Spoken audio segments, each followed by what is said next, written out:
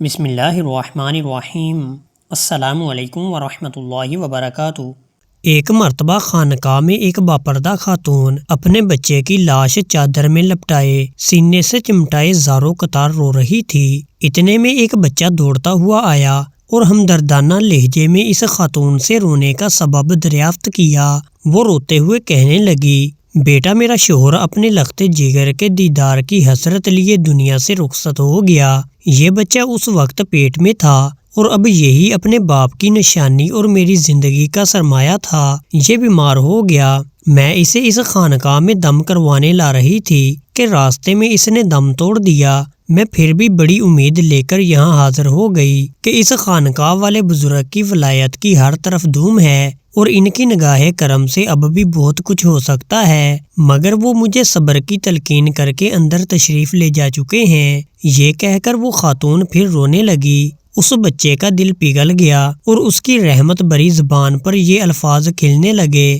محترمہ آپ کا بچہ مرا ہوا نہیں بلکہ زندہ ہے، دیکھو تو صحیح وہ حرکت کر رہا ہے۔ دکھیاری ماں نے بے تابی کے ساتھ اپنے منع کی لاش پر سے کپڑا اٹھا کر دیکھا تو وہ سچ مچ زندہ تھا اور ہاتھ پیر ہلا کر کھیل رہا تھا۔ اتنے میں خانقاہ والے بزرگ اندر سے واپس تشریف لائے۔ بچے کو زندہ دیکھ کر ساری بات سمجھ گئے اور لاٹھی اٹھا کر یہ کہتے ہوئے اس بچے کی طرف لپکے کہ تو نے ابھی سے تقدیر خداوندی عز و جل کے سربستہ راز کھولنے شروع کر دیے ہیں۔ وہ بچہ وہاں سے بھاگ کھڑا ہوا اور وہ بزرگ اس کے پیچھے دوڑنے لگے۔ بچہ یکا یکا قبرستان کی طرف مڑا اور بلند آواز سے پکارنے لگا، اے قبر والو مجھے بچاؤ۔ تیزی سے لپکتے ہوئے بزرگ اچانک ٹھٹک کر رک گئے کیونکہ قبرستان سے 300 مردے اٹھ کر اسی بچے کی ڈھال بن چکے تھے اور وہ بچہ دور کھڑا اپنا چاند سا چہرہ چمکاتا مسکرا رہا تھا۔ اس بزرگ نے بڑی حسرت کے ساتھ بچے کی طرف دیکھتے ہوئے کہا،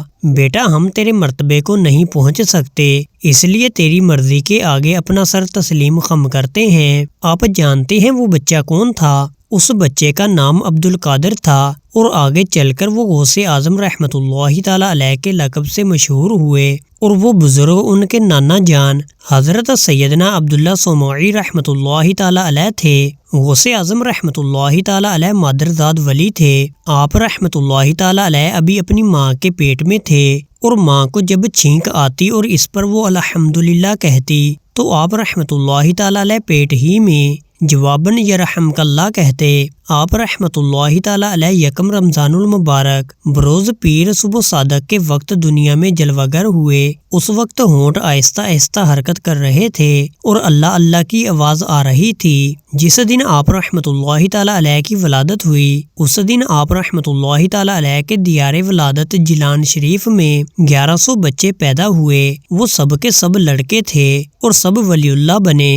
غوث اعظم رحمۃ اللہ تعالی علیہ نے پیدا ہوتے ہی روزہ رکھ لیا اور جب سورج غروب ہوا اس وقت ماں کا دودھ نوش فرمایا۔ سارا مہینہ آپ رحمۃ اللہ تعالی علیہ کا یہی معمول رہا۔ 5 برس کی عمر میں جب پہلی بار بسم اللہ پڑھنے کی رسم کے لیے کسی بزرگ کے پاس بیٹھے تو اعوذ باللہ اور بسم اللہ پڑھ کر سورہ فاتحہ اور الف لام میم سے لے کر 18 پارے پڑھ کر سنا دیے۔ اس بزرگ نے کہا، بیٹے اور پڑھیں؟ فرمایا، بس مجھے اتنا ہی یاد ہے کیونکہ میری ماں کو بھی اتنا ہی یاد تھا۔ جب میں اپنی ماں کے پیٹ میں تھا اس وقت وہ پڑھا کرتی تھیں، میں نے سن کر یاد کر لیا تھا۔ جب آپ رحمۃ اللہ تعالی علیہ لڑکپن میں کھیلنے کا ارادہ فرماتے غیب سے آواز آتی، اے عبد القادر ہم نے تجھے کھیلنے کے واسطے نہیں پیدا کیا۔ آپ رحمۃ اللہ تعالی علیہ مدرسہ میں تشریف لے جاتے تو آواز آتی، اللہ عز و جل کے ولی کو جگہ دے دو۔ دوستو بعض اوقات آدمی کرامات اولیاء کے معاملے میں شیطان کے وسوسے میں آ کر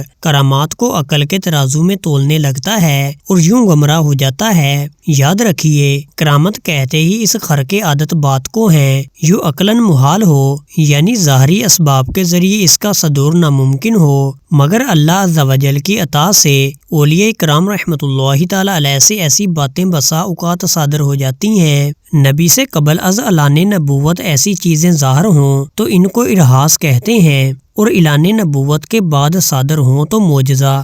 آپ کو یہ ویڈیو پسند آئی ہو تو لائک کیجئے، شیئر کیجئے اور اولیاء کرام کے واقعات سننے کے لیے چینل کو سبسکرائب کرنا نہ بھولیں۔ جزاک اللہ۔